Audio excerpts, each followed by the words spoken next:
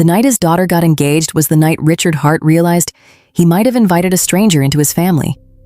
Everything about the evening suggested the opposite. Warm string lights stretched across the backyard of the Hart property outside Silveridge Bay, reflecting softly off the dark water beyond the trees.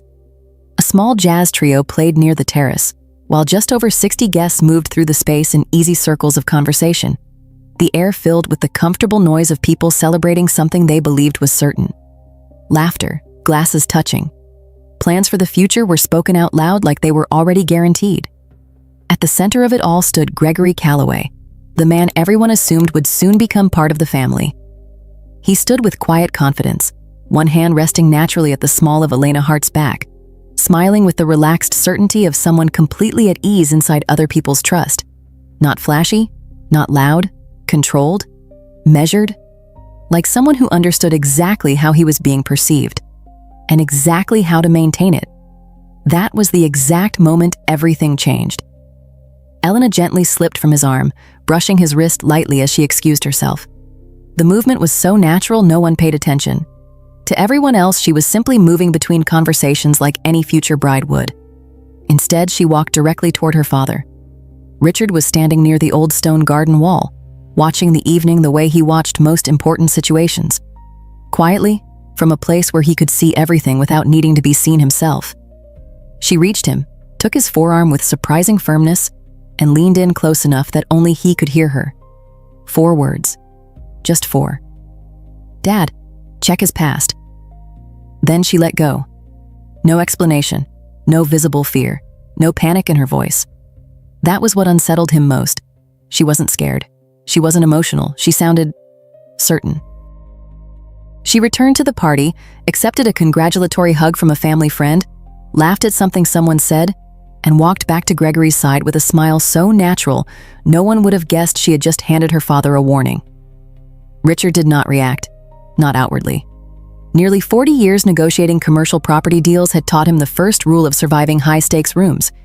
Never let your face show the exact second your instincts wake up. Richard was 63, technically semi-retired, though men like him never really stopped evaluating risk. His mind still assessed people automatically, still measured confidence against consistency, still noticed small irregularities the way engineers notice stress fractures most people never see. He lived alone now in the house he and his late wife Margaret had spent almost 25 years building together. Margaret had died 3.5 years earlier. Ovarian cancer. Fast, unforgiving, indifferent to timing. The kind of illness that doesn't just take someone. It rearranges the emotional structure of everyone left behind. Before she died, she made Richard promise her 2 things. The first was simple. Stop working like burnout is something to be proud of. The second mattered more. Stay present for Elena. Not control her, not interfere, not treat her like she was still a child. Margaret had corrected him when he misunderstood. She meant something harder. Pay attention. Notice changes. Trust patterns. Stay awake when something doesn't feel right. Richard knew he hadn't always been good at that when Elena was younger. Work had taken too much space. But after Margaret passed, he had started trying to become someone who noticed what mattered. Elena had been 30 when she met Gregory. She had moved to Arlington Heights nearly 6 years earlier, building a respected career managing operations for a private surgical network. She had developed the quiet emotional caution that often follows one relationship that ends slowly and another that ends without warning. She did not trust easily, which is why Richard noticed the difference in her voice when she called him a few days after meeting Gregory at a charity gala. There was excitement, but also something steadier underneath it, something calmer. Hope mixed with relief. Gregory was 39, she explained, a senior financial strategist working with high-net-worth clients. East Coast upbringing, graduate degree in finance. Built his client base over more than a decade. Disciplined, thoughtful, patient. He actually listens, she had said. Then she paused, searching carefully. He makes things feel stable. Richard remembered that word later. Stable. He wanted that to be true for her. The first time Richard met Gregory was about 3 months into the relationship. Elena had arranged a private dinner at a quiet waterfront restaurant in Silveridge Bay. Gregory had driven nearly 3 hours just to be there. Effort mattered. It always had. He was tall, well-dressed without looking like he was trying to impress anyone. Expensive watch, but understated. Tailored jacket, no visible designer logos. Competence signals. And Gregory possessed something Richard had only seen in elite negotiators and experienced dealmakers. Calibrated attention.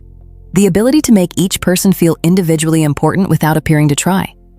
He asked Richard thoughtful questions about land cycles, market timing, and long-term capital preservation. Not surface questions. Prepared questions. He never asked anything he didn't already seem partially ready to understand. That detail stayed with Richard longer than he expected. Gregory was attentive to Elena in ways that appeared completely natural. Small gestures, subtle awareness. The kind of behavioral fluency people usually develop after years of closely observing others. Nothing inappropriate, nothing forced. Nothing obviously wrong. Richard drove home that night and sat for nearly an hour in Margaret's old reading chair, staring into the dark without turning on the lights. Something felt practiced, not fake, not dishonest, just precise, like watching someone perform the role of a trustworthy man extremely well. Margaret would have told him he was being difficult. Maybe she would have been right. So he kept the thought to himself. They dated just over a year before Gregory proposed. He chose the same restaurant where they had their first real date, requested the same table, timed it for sunset. Photographer positioned discreetly, ring selected with obvious research, execution again. Elena called Richard from the parking garage afterward, crying with happiness, her words coming out faster than she could organize them. Richard told her he was happy for her, and he was, mostly. He wanted very much for his instincts to be wrong.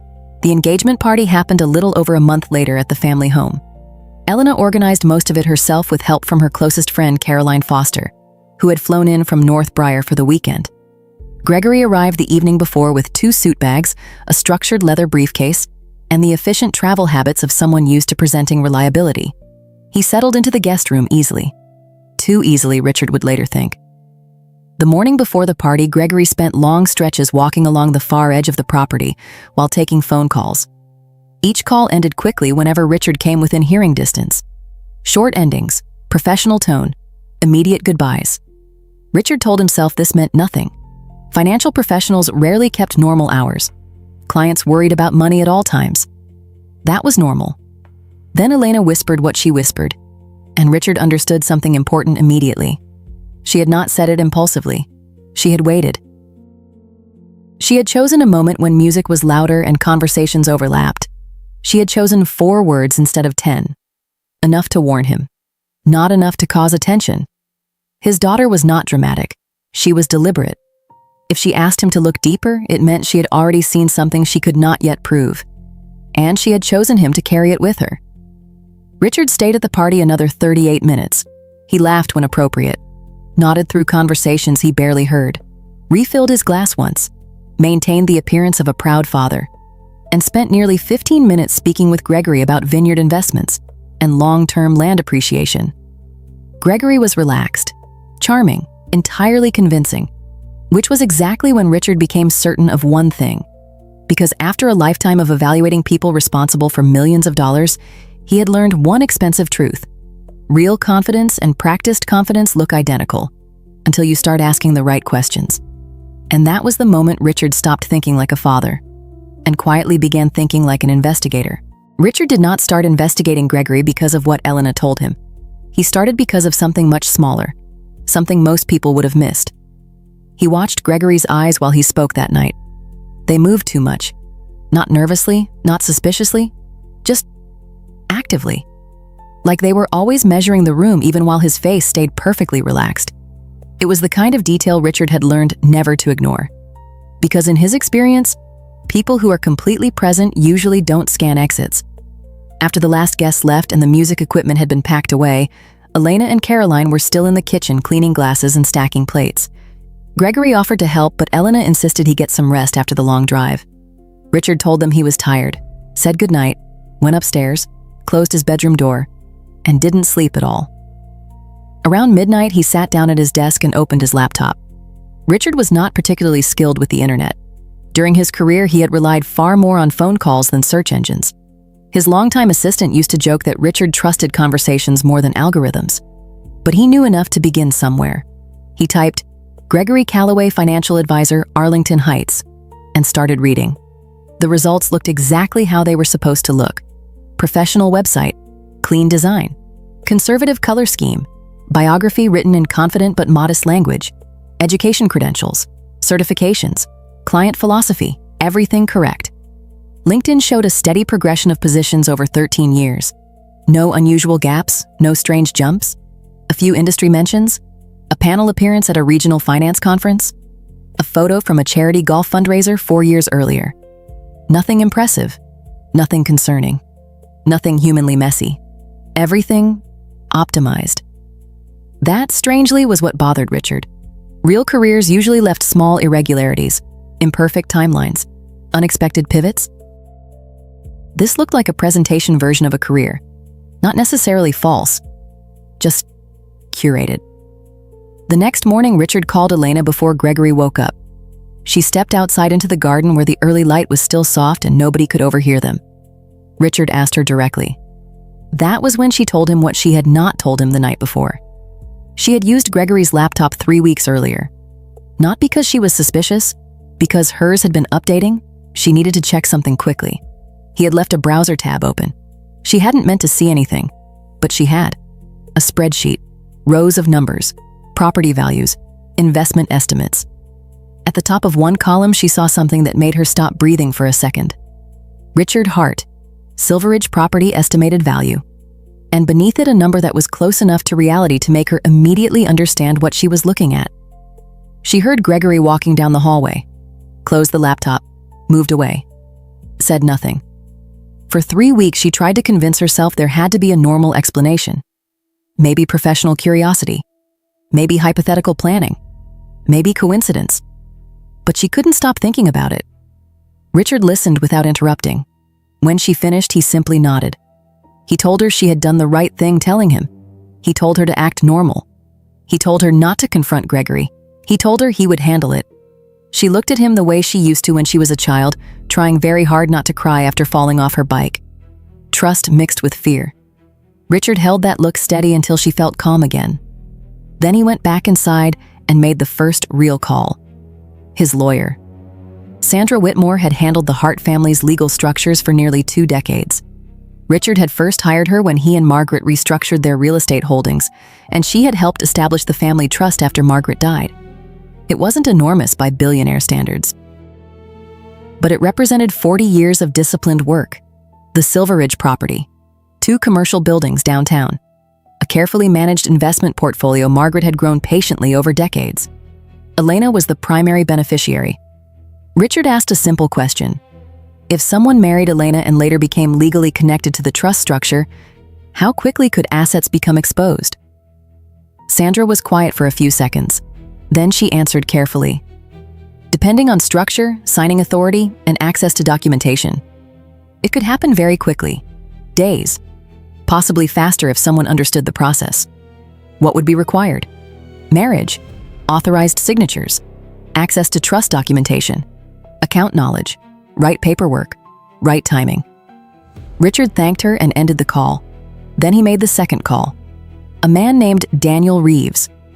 Richard had met Reeves 16 years earlier during a large acquisition where background verification had been required. Reeves had since built a small but highly respected private investigation firm known for discretion and accuracy. He did not guess. He did not speculate. He only reported facts, which made him valuable. Richard asked for a full background review on Gregory Calloway, 39, financial strategist, Arlington Heights. He provided the information Elena had shared over the past year. He did not yet explain why. How long? 3 days for basic verification, 5 to 7 for deeper work. Richard asked if it could be done in 5. Reeves said he would try. Those 5 days became some of the longest Richard had experienced in years. Gregory stayed 2 more days after the party. Helpful, pleasant, easy to have around. Exactly the kind of future son-in-law most fathers would feel lucky to gain. Richard found himself almost liking him during dinner conversations, which made everything worse. They spoke about regional agriculture markets, wine investment cycles, commercial zoning changes, winter transport risks in mountain corridors. Gregory was excellent at conversation, thoughtful, informed, engaging. Exactly the kind of man who built trust naturally. On Tuesday, Gregory drove back to Arlington Heights. Elena stayed one more day. Richard told her only what he knew so far, which wasn't much yet, just enough to justify caution. She was frightened. He could see it. Not of Gregory exactly, of being wrong about Gregory, which is a very different kind of fear. Richard reassured her again. Act normal. Say nothing. Let him work. That evening, alone in the house, Richard realized something uncomfortable. If Gregory had truly been researching his estate, then Gregory hadn't just been building a relationship, he may have been building a strategy. And Richard knew something else from experience. People rarely research numbers that don't matter to them. That was the first real red flag. And it was enough. Because Richard was no longer trying to decide whether he liked Gregory. He was trying to decide whether Gregory had chosen his daughter or selected her. Richard learned Gregory Calloway was not Gregory Calloway on the 5th day. Daniel Reeves did not waste time with small talk when he called. That alone told Richard the report was not routine. I found something, Reeves said, and you're going to want to sit down. Richard was already sitting in his office overlooking the vineyard on the south edge of the property. The late afternoon sun was turning the rows of vines copper in the distance, the kind of peaceful view that normally made him feel grounded. Not that day. What did you find? Richard asked. There was a pause. The name Gregory Calloway is real, Reeves said carefully. But it wasn't his first name. Richard said nothing. He was born Ethan Calder, 41 years ago, in Monteridge, Nova Scotia. Richard leaned back slowly in his chair. The Halifax connection Gregory had mentioned was partly true. He had lived there. But that was where the accuracy started to thin out. The career history he presents publicly is selective, Reeves continued. Some of it checks out, but there are missing pieces, and the missing pieces matter. Richard felt something cold settle into his chest. What kind of pieces? A civil case, 7 years ago. Richard waited. A former business partner alleged financial misrepresentation, claimed Calder altered documentation to gain authorized access to a joint investment account. Funds were later liquidated. Richard stared out the window without seeing anything. What happened? Settled out of court, terms sealed. But the filing exists.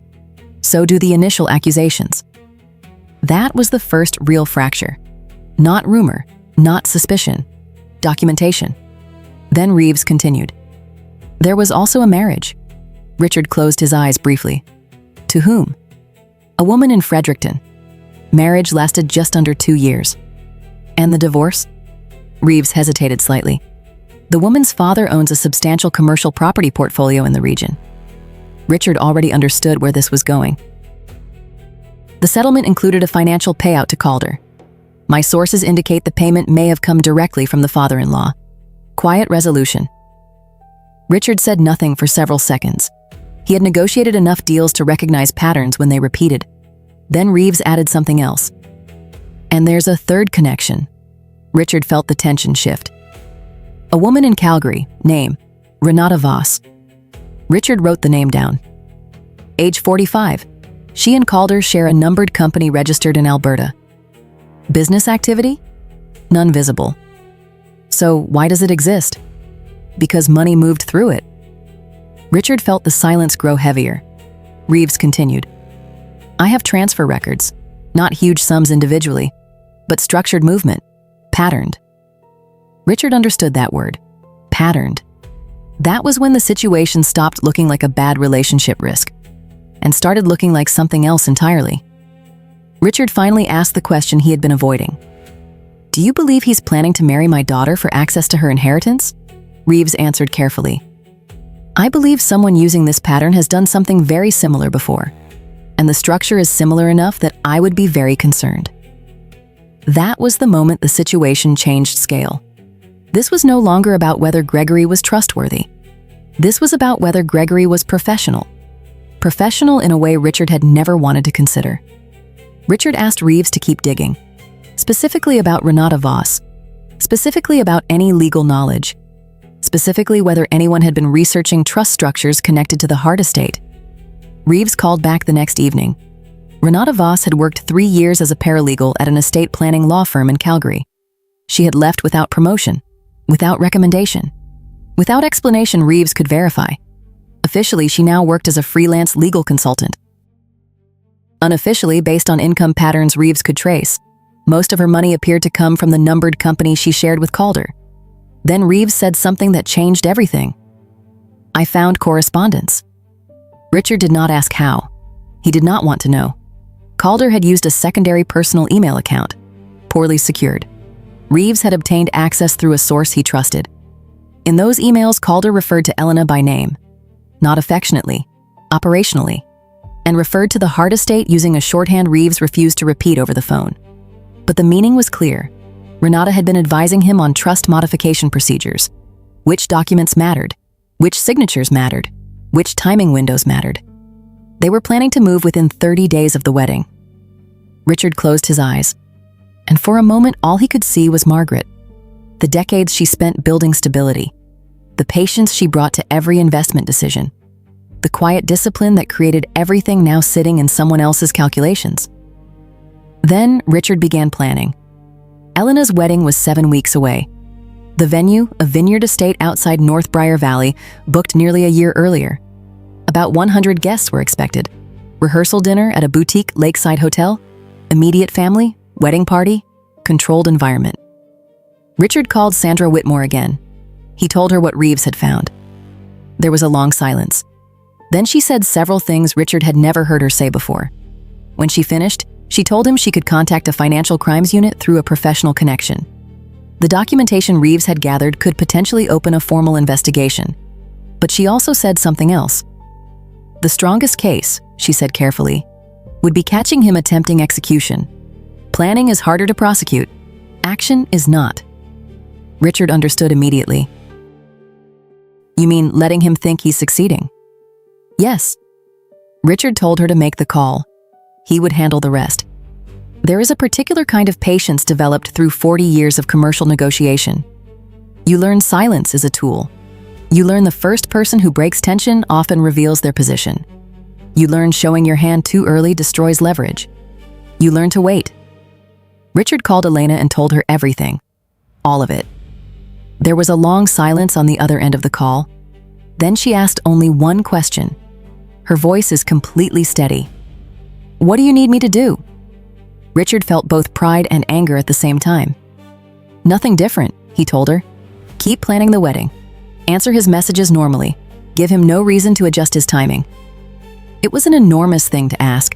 To continue planning a wedding with someone you now knew may have been evaluating your inheritance since early in the relationship. She did not hesitate. Reeves later confirmed something else. Renata Voss had booked a room at the rehearsal hotel the same weekend, registered under her own name, listed as a logistics consultant connected to the wedding vendor coordination. She was not on Elena's guest list. Gregory had added her. Under the explanation, she was reviewing contract language. She was reviewing nothing of the sort. Richard arrived at the hotel the morning of the rehearsal dinner, checked in, met Reeves in the lobby cafe. Reeves handed him an envelope. Inside was a full printed report, signed, dated, and a USB drive containing supporting documentation. Then Reeves handed him a small digital recorder, 6-hour battery, jacket pocket size. The rehearsal dinner began at 7. The private dining room overlooked the lake. Early autumn light turned the water bronze outside the windows. Gregory was in exceptional form. His toast to Elena was moving, sincere sounding. Even Richard felt the emotional weight of it. At one point, Elena's brother leaned toward Richard and whispered, "I think I judged him too harshly." Richard answered quietly, "I hope you're right." At 8:47 p.m., Gregory excused himself, said he needed to take a call, walked toward the hotel corridor. Richard waited 4 minutes, then excused himself, mentioning his back, which was not entirely untrue. He walked the same corridor, took the elevator, second floor, room 214. The hallway was quiet, the recorder already running inside his jacket, and before he reached the door, he could hear 2 voices. Renata's voice was sharp, organized, checklist tone. "The trust modification form," she said. "Page 4 needs his signature. Page 7 needs Elena's." Gregory asked quietly, "And timing?" "If you get both before Friday night," she said, "the transfer request can be submitted Monday morning. Banks won't flag it if it comes through the trust account with both signatures." Gregory asked, And the property? Doesn't matter, she said. Liquid assets alone are enough. We'll be clear before anyone questions the distribution. Then Gregory asked one more question. What about her father? Renata answered without hesitation. He doesn't have signing authority anymore. Elena became sole trustee when she turned 30. Richard stood completely still outside the door and understood something chilling. This wasn't improvisation. This wasn't opportunity. This was planning. Careful, structured, repeated planning. And for the first time, Richard realized something far worse than what he had feared. This might not be Gregory's first attempt, and it might not have been his last if Elena hadn't noticed. Richard stood there listening to the end of their conversation. And in that moment, he stopped wondering whether Gregory was dangerous and started wondering how many families had almost become victims before his own. Even if Gregory had realized the plan was collapsing, Richard understood something important by then. Men like Gregory didn't panic. They adapted, and that made them more dangerous, not less. Richard stood in the quiet hallway outside room 214 and felt something settle inside his chest like cold water. Not rage. Rage was loud and short-lived. This was something quieter, colder, more durable. The kind of calm that comes when a negotiation stops being theoretical and becomes final. He sent a short text to Reeves. Second floor, now. Then another to Elena. Come upstairs, alone. She appeared less than 2 minutes later, walking down the hallway with controlled steps. She had told Gregory's mother she needed air. Her face was completely still. Too still. Richard simply nodded toward the door, held up one finger. Wait. She understood immediately. They stood together outside the door. Inside, Gregory was talking about timing. Monday transfer, he said. Renata responded with the tone of someone reviewing logistics. And the flight?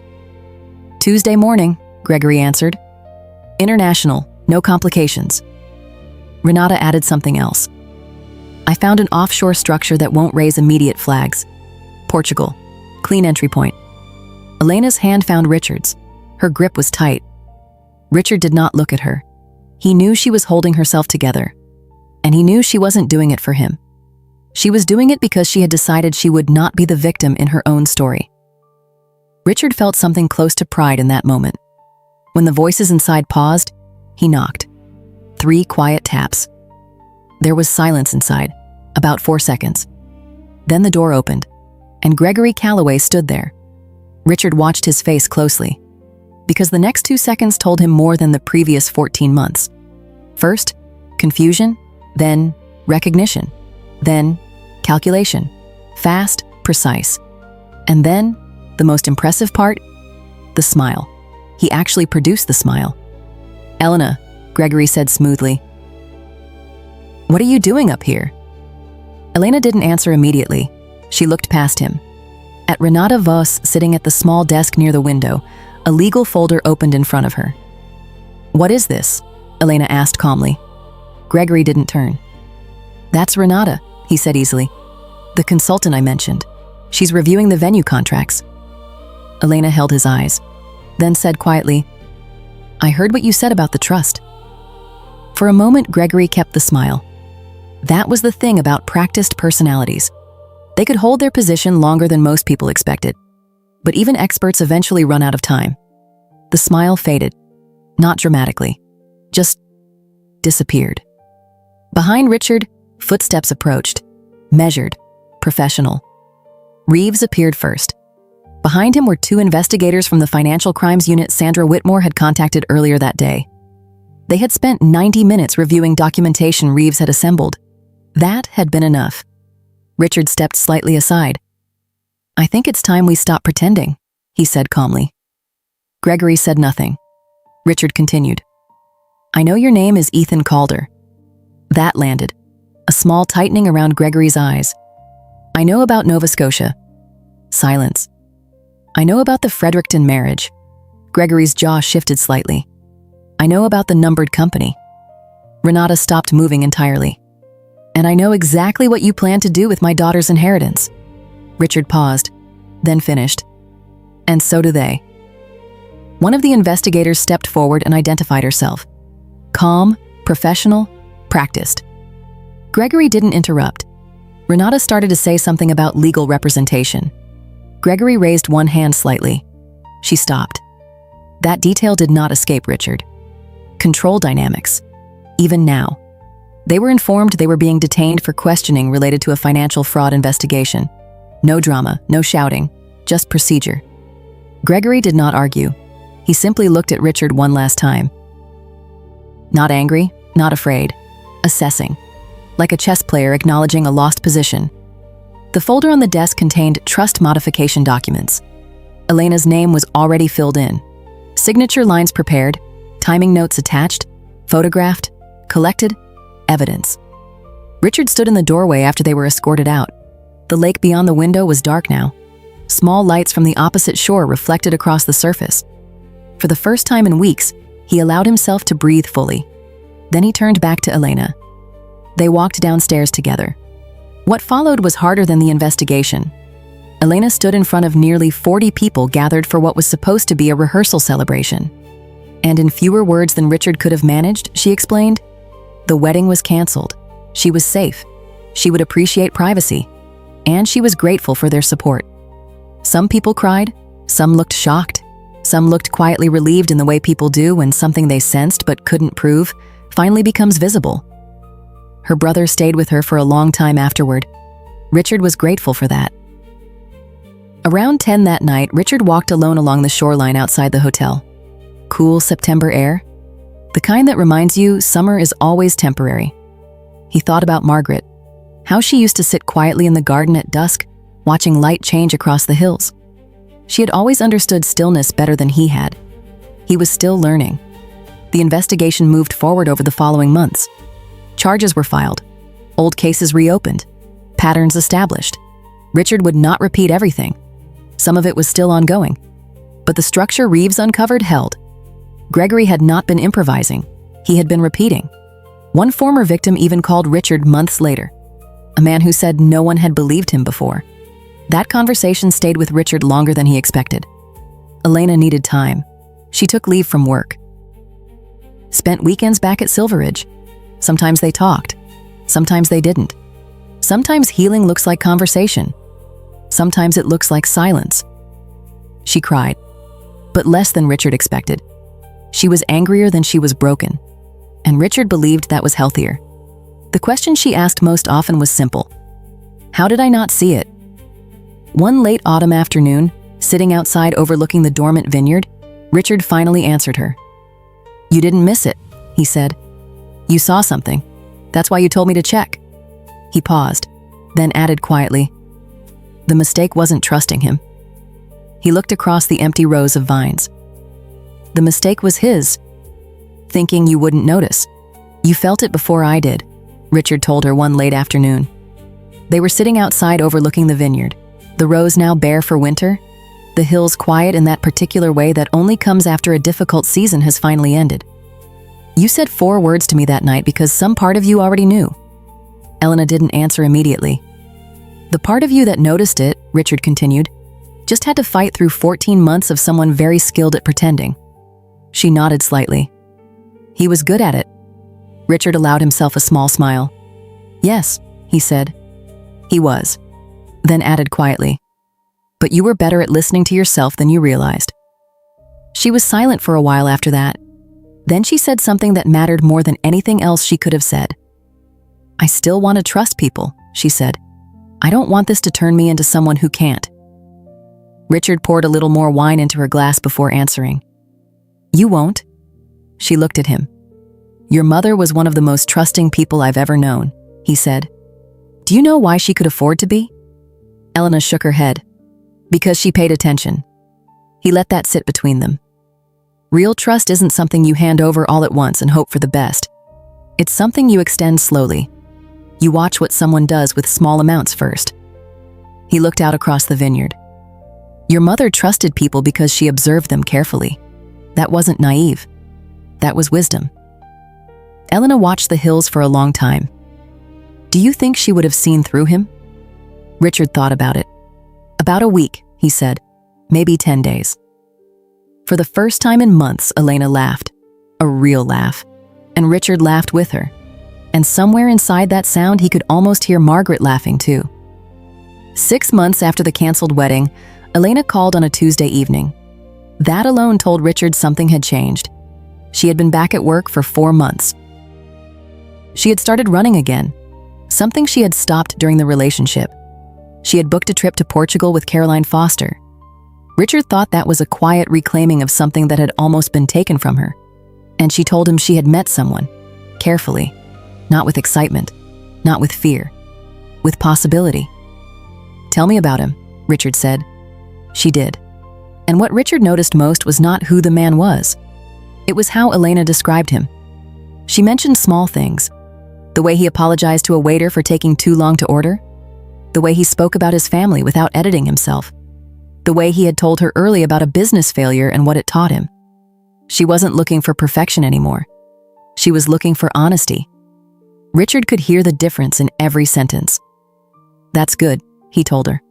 "I know," she said. "Keep watching." "I will." After the call ended, Richard went outside and stood where Margaret used to sit in the evenings.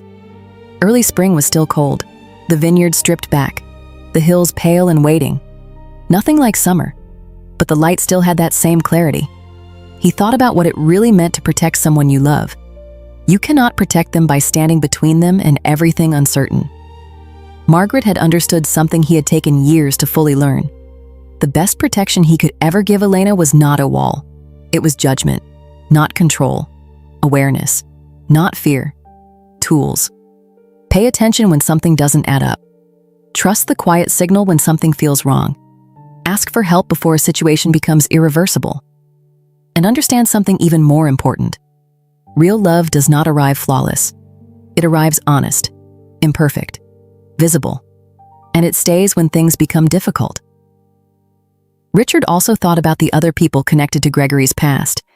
The man in Nova Scotia who had spent years believing no one would listen. The family in Fredericton who had paid to make a problem disappear. The difference between those two responses stayed with him. One pursued truth, the other purchased silence. Only one actually protects anyone. Later that night, Richard poured a small glass from one of the bottles Margaret had always liked and sat in her old chair. And he found himself thinking something he wished someone had told him much earlier in life. If you love someone who is about to make a life decision, your instincts matter. The quiet feeling that something doesn't fit is information. Not proof, not accusation. Information. Looking carefully costs very little. Not looking can cost everything. You don't need confrontation. You don't need drama. You simply make sure the person you love has the truth before they make a permanent decision. The hardest part is not investigating. The hardest part is trusting that the people you love are strong enough to handle what you find. Richard's daughter had been stronger than he had expected. She had carried her suspicion alone for 3 weeks before she came to him. That told him everything about the kind of person she had become. Margaret had chosen well when she asked him to pay attention. He was still trying to become worthy of that promise. And if Richard had learned anything from everything that had happened, it was this. The most dangerous people are not the ones who look suspicious. They are the ones who look exactly the way you hoped they would. And the most important thing he had learned after all of it was something Margaret had understood long before he did. Trust is not about being right about people. It's about being willing to see clearly when you were wrong.